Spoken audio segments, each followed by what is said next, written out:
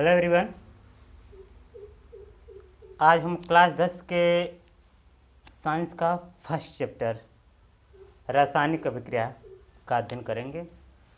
देखिए, रासायनिक अभिक्रियाएं होती हैं ऐसे पदार्थ जिनके संरचना और गुणों में परिवर्तन जो है उसे रासायनिक अभिक्रिया कहते हैं। यानी कि कोई पदार्थ हो, कोई सब्सटेंट हो, कोई पदार्थ हो और उसके संगठन में और संरचना और गुणों में परिवर्तन हो जाता है, उसे रासायनिक अभिक्रियाएं कहते हैं। तो जो रासायनिक अभिक्रियाएं होती हैं, है ना, ये दो प्रकार की होती हैं। एक तो होती है नाभिकीय अभिक्रिया और एक होती है रासायनिक अभिक्रिया। तो जो नाभिकीय अभिक्रिया होती है, इसमें जो नाभिक होते हैं वो भाग लेते हैं, लाइक दिस। जैसे कहने मतलब कि ये मैं लिख दे रहा हूँ, ये सोडियम का मैं नाभिक बनाया, सोडियम का नाभिक का स्ट्रक्चर बना, ये न्यूक्लियस मेरा हो गया। इसमें हो जाएगा 2 इलेक्ट्रॉन, इसमें हो जाएगा 8 इलेक्ट्रॉन, बाहरी कोश में 1 इलेक्ट्रॉन। तो इसके नाभिक में नाभिक में होते क्या है, नाभिक में होते हैं न्यूट्रॉन और प्रोटॉन। तो इसके नाभिकीय अभिक्रिया में न्यूट्रॉन और प्रोटॉन भाग लेते हैं कि न्यूट्रॉन और प्रोटॉन ही इसमें जब अभिक्रिया होगी, नाभिकीय अभिक्रिया, तो इसमें न्यूट्रॉन और प्रोटॉन भाग लेंगे। और जब रासायनिक अभिक्रिया होती है तो इसमें उसके वास्तव जो कोष होता है, जो बाह्य कोष होता है, उसमें के इलेक्ट्रॉन भाग लेते हैं। अब सोडियम का ही बना दीजिए यहाँ पे, अगर हम तो इसमें 2, इसमें 8, इसमें 1, इसके बाहरी कोष का भाग लेगा, इसके बाहरी कोश का भाग लेगा। तो इसके बाहरी कोश के इलेक्ट्रॉन भाग लेते हैं, वो रासायनिक अभिक्रिया होती हैं। और जो इसमें नाभिकीय अभिक्रिया वो होती हैं जिसमें नाभिक जो होते हैं, नाभिक के इलेक्ट्रॉन्स को क्या करते हैं, नाभिक के जो नाभिक होता है उसमें जो न्यूट्रॉन होते हैं, प्रोटॉन होते हैं, वो भाग लेते हैं। तो इस तरीके से जो रासायनिक अभिक्रिया होती है ये कई प्रकार की होती हैं। जैसे कि मैं ले लेता हूँ, मान लीजिए कि फर्स्ट रासायनिक अभिक्रिया का मैं नाम ले रहा हूँ, जो है कि क्या बोलते हैं, योगात्मक अभिक्रिया। योगात्मक अभिक्रिया, योगात्मक अभिक्रिया, ठीक है। दूसरी होती है प्रतिस्थापन अभिक्रिया, प्रतिस्थापन अभिक्रिया, ठीक। तीसरी होती है अनुत्क्रमणीय अभिक्रिया, अनुत्क्रमणीय अभिक्रिया। और चौथी होती है उत्क्रमणीय अभिक्रिया, उत्क्रमणीय अभिक्रिया।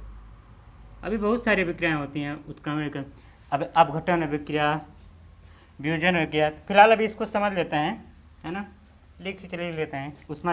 उसमें छेपी होती है, उसमें शोषी होती है। तो ये 5वां, ये 6ठा। उष्मा शोषी और एक होती है उष्मा छेपी, है ना। तो देखिए, ऐसा है कि योगात्मक अभिक्रिया यानी कि ऐसे अभिक्रिया है जिसमें 2 परमाणु मिल करके दो परमाणु या 2 अणु मिलकर एक उत्पाद का निर्माण करते, उसको हम लोग बोलते हैं योगात्मक अभिक्रिया। कहने का मतलब ये कोई कार्बन परमाणु था और ऑक्सीजन अणु से संयोग करके CO2 बनाया, तो मैं कहूँगा इसमें योग हुआ। योग का मतलब 2 परमाणु होते हैं या 2 अणु होते हैं या 3 होते हैं, मिलकर एक प्रोडक्ट का, एक उत्पाद का निर्माण करेंगे, उसको योगात्मक अभिक्रिया कहलाएंगे। 2 या 2 से अधिक परमाणु मिलकर जब एक नए उत्पाद का निर्माण करते हैं, उसको हम बोलते हैं योगात्मक अभिक्रिया। C+O2 CO2 हो गया। मैं बोलता हूँ A + B + C मिला के E बना लिया, एक प्रोडक्ट बना, थे 3 बने 1, इसको बोलते हैं योगात्मक। योगात्मक मतलब होता है जोड़ देना, यानी 3 हो, 4 हो, 5 हो, उसको सब में क्या करेंगे, जोड़ देंगे, उसी को हम बोलते हैं योगात्मक अभिक्रिया, ठीक है। तो योगात्मक अभिक्रिया में यही परिभाषा लिखते हैं, 2 या 2 से अधिक परमाणु मिलकर एक नए उत्पाद का निर्माण करते हैं, उसको हम कहेंगे योगात्मक अभिक्रिया। लाइक दिस, मैं C+O2 CO2 लिख दिया हूँ एग्जाम्पल के तौर पर। योगात्मक अभिक्रिया में C+O2 तीर के बाद CO2, ठीक है। चलिए, प्रतिस्थापन अभिक्रिया। प्रतिस्थापन अभिक्रिया में 2 परमाणु, कम से कम 2 परमाणु या अणु भाग लेते हैं। जैसे कहने का मतलब एक मैं लिख देता हूँ कि CuSO4 + Fe। इसमें क्या होगा ना कि एक परमाणु जो होगा वो दूसरे परमाणु को के स्थान को क्या करेगा, प्रतिस्थापन कर, यानी हटा देगा। अब यहाँ Fe जो है, इस Cu को उसको प्रतिस्थापित कर देगा और बना देगा FeSO4 प्लस Cu।